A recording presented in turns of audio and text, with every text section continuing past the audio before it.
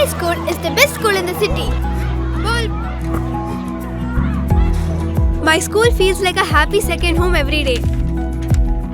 My school builds my confidence to achieve big goals and crack NEET IIT. My school helps me discover my talent beyond books. My school teaches me to be disciplined, brave, and never give up. My school builds skills today so I can lead tomorrow. My school is growing faster than ever. Our new location, Ainavaram, Tambaram, Bengaluru, Tirupati, Velamal Nexus.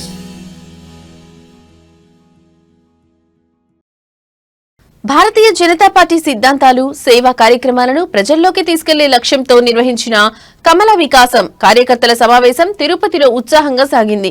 ఈ సందర్భంగా Bharatiya Janata Party AP chief PVN Madhav, Samanchi Srinivas మరియు ఇతర నేతలు పాల్గొని party బలోపేతంపై దిశానిర్దేశం చేశారు. సమావేశంలో PVN Madhav మాట్లాడుతూ బీజేపీలోని ప్రతి కార్యకర్త ఒక హనుమంతుడి లాంటి వాడని కొనియాడారు. కాంగ్రెస్ లాంటి కుతంత్రాల రాజకీయాలు తమకు తెలియవని, కేవలం అభివృద్ధి సిద్ధాంతాలే తమ మార్గమని స్పష్టం చేశారు. ఒకప్పుడు ఉత్తరాదికే పరిమితమైన బీజేపీ నేడు తిరుపతిలో నిర్వహిస్తున్న కార్యక్రమాల ద్వారా రాష్ట్ర వ్యాప్తంగా పుంజుకుంటోందని ఆశాభావం వ్యక్తం చేశారు. తిరుపతిని కాషాయానికి అడ్డాగా మార్చాలని, ఇక్కడి ప్రభావం దేశవ్యాప్తంగా ఉంటుందని ఆయన పేర్కొన్నారు. చామంచి శ్రీనివాస్ మాట్లాడుతూ అందరి సహకారంతో ఒక క్రికెట్ జట్టులా సమన్వయంతో ముందుకు వెళ్లాలని పిలుపునిచ్చారు. ఇతర పార్టీల వలె కాకుండా బీజేపీకి ఒక ప్రత్యేక విధి విధానం ఉంటుందని గుర్తు చేశారు. ఈరోజు మనకి వేదంలో ఒక శ్లోకం ఉంది. ఇది పండిత్ దీన్ దయాల్జీ ఎప్పుడు చెప్తుంటారు, కలికి సైనౌ భవేత్ ఉత్తిష్టంతు త్రేతాయాం సంజి హోనస్తు ద్వాపరః కృతం సంచయేత్ ఇతి చరేవేతి చరేవేతి అని.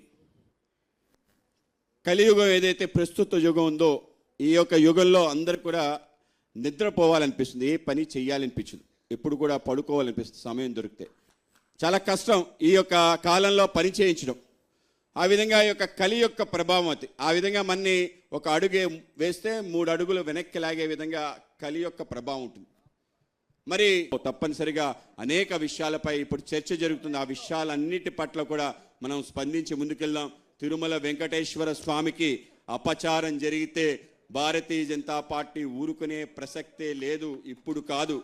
ఆ రోజు తిరుమల కొండలపైన ఒక ప్రయత్నం చేసింది, ఒక దుర్మార్గ ప్రభుత్వం ఒక జీవోనిచ్చింది. రాష్ట్ర వ్యాప్తంగా మనం కథని తొక్కాం, కమల దళం అడుగులు వేసింది. ఆ యొక్క జీవో వెనక్కి తీసుకోవడం జరిగింది. కేవలం ఆ జీవోనే కాదు, అనేక రకాల ప్రయత్నాలు జరిగాయి, ఇప్పటికీ జరుగుతున్నాయి. మనందరికీ తెలియకుండా ఒక ప్రయత్నం చేస్తున్న స్వామివారి యొక్క వైభవం ఏంటంటే, ఆయన యొక్క శక్తి ఏంటంటే వీటన్నిటిని నివారించాడు. ఎవరెవరైతే ఈ ప్రయత్నం చేశారో వాళ్ళందరినీ కూడా శిక్షించాడు, రాబో కాలంలో శిక్షిస్తాడు. ఆ విధంగా అనేక ఉదాహరణలు ఇప్పుడు జరుగుతున్న అపచారం ఏదైతుందో దీన్ని కూడా మనం ఉపేక్షించడానికి లేదు. దీంట్లో చేసిన మహా అపరాధం, మహాపాపం, దాంట్లో ఎవరెవరైతే బాధ్యులున్నో అందరూ కూడా తప్పనిసరిగా శిక్ష పడుతుంది. రాబో కాలంలో ఇటువంటివి జరగకుండా కూటమి ప్రభుత్వం అన్ని చర్యలు తీసుకుంటుంది. ఆ విధమైన ఒక పెద్ద వ్యవస్థ నిర్మాణం చేయడం జరిగింది. మొన్ననే చంద్రబాబు నాయుడు గారు, పవన్ కళ్యాణ్ గారు మేమందరూ కూర్చోవడం జరిగింది, మంత్రులు కూడా కూర్చోవడం జరిగింది, దీనిపైన ఆలోచన చేయడం జరిగింది. తప్పనిసరిగా తిరుమల పవిత్రతని, తిరుమలలో ఉండే వ్యవస్థల్ని, కేవలం మనదనే కాదు అన్ని దేవాలయాల వ్యవస్థని, ఆధ్యాత్మికంగా ఉండే అనేక రకాల విషయాల పట్ల ఈ ప్రభుత్వం, ఈ కూటమి ఆలోచన చేస్తుంది. అందరూ కూడా ఆ విధమైన ఆలోచనతో వెళ్దాం. ఎవరైనా ఇటువంటి ఆలోచన చేస్తే వాటిపైన తప్పనిసరిగా పోరాటం చేస్తాం, ఆ విధమైన శక్తుల్ని నిర్మూలన చేస్తామని చెప్పి మీ అందరికీ తెలియజేస్తూ, మనందరం కూడా రాబో కాలంలో మరింతగా పనిచేస్తూ, ఏ ఆలోచనతో అయితే నరేంద్ర మోడీ గారు దేశవ్యాప్తంగా ఒక వ్యవస్థ నిర్మాణం చేశారో, వాళ్ళ భారతదేశం ప్రపంచంలో అగ్రగామి దేశంగా వెళ్ళాలనే ఒక ఆంక్షంతో దాంట్లో కూడా మనం భాగస్వాములు అవుదామని చెప్పి మీ అందరికీ తెలియజేస్తూ, మీ అందరూ కూడా సావధానంగా ఇంతవరకు ఉండి అనేక విషయాలు విన్నందుకు మీ అందరికీ మరొకసారి ధన్యవాదాలు తెలియజేస్తూ, భారత్ మాతాకి, భారత్ మాతాకి.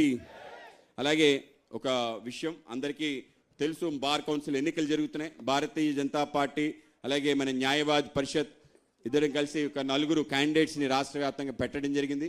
రేపు 13వ తారీఖు ఎన్నికలు జరుగుతాయి. ఆ ఎన్నికల్లో మీ అందరూ మన ఎవరైతే లాయర్స్ ఉన్నారో, మీకు తెలిసిన మిత్రులు ఉన్నారో వాళ్ళందరికీ కూడా వాళ్ళకి ONE1 అనే ఫస్ట్ ప్రిఫరెన్షియల్ ఓట్ ఉంటుంది, ఆ విధంగా వెయ్యాలి అని చెప్పాలి. మన ప్రాంతానికి సంబంధించి వజ్రాల చంద్రశేఖర్ గారు. వజ్రాల చంద్ర